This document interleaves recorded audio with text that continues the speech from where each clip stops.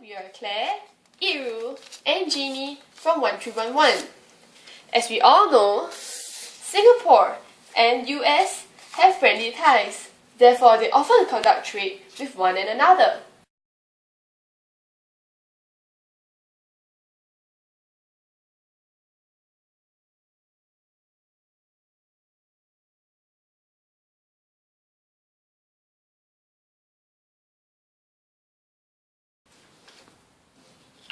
The BOP in USA in the past 5 years, from 2008 to 2012, is increasing. The BOP deficit has decreased from 600,000 million in 2008 to 500,000 million in 2012. Singapore's BOP, on the other hand, has been declining since 2008. With the recovery of cross-border transactions, the BOP of Singapore then rises from 2009. BOP comprises of two components, current account and capital account.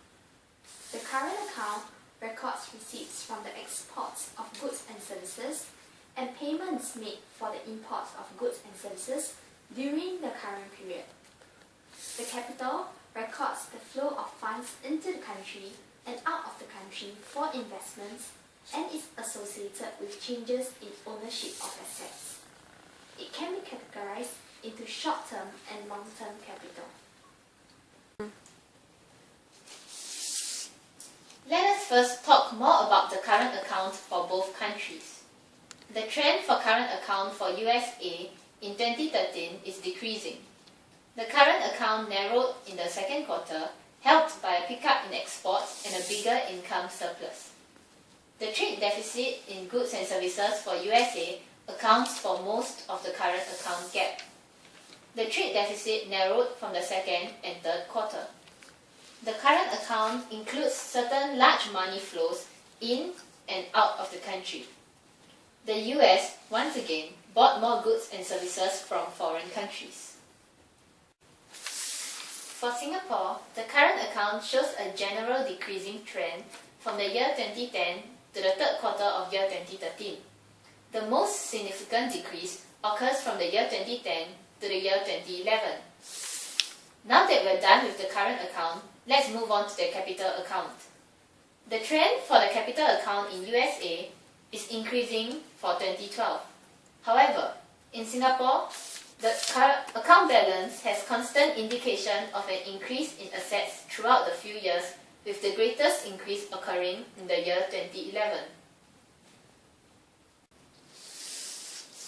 Movements in the capital account determine balance of payment patterns for Singapore, and BOP trends put pressure on the currency.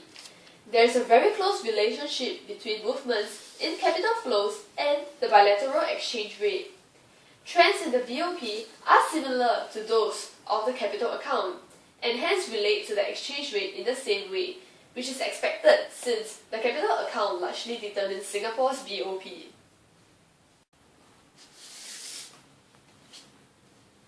The import by USA is naturally larger than its exports. Hence, normal economic growth naturally increases the BOP deficits in USA. It's also because the US has long benefited from a situation where the income received from investments overseas is higher than the income received by foreigners investing in America. But this positive balance has started to turn around. US markets are increasingly dominated by foreign manufacturers, the main cause of the 20 years deterioration in the US balance of trade. The average Singapore dollar conversion rate as compared to US dollars over the last 12 months was 1.24. A lower exchange rate over the last 12 months compared to the average currency rates over the last 10 years of 1.46 serve as an indicator that the long-term rate trend in Singapore is down, which means the weakening of US dollars against the Singapore dollars. So now I'm sure you understand more about BOP and exchange rate for both countries, right? Thank you!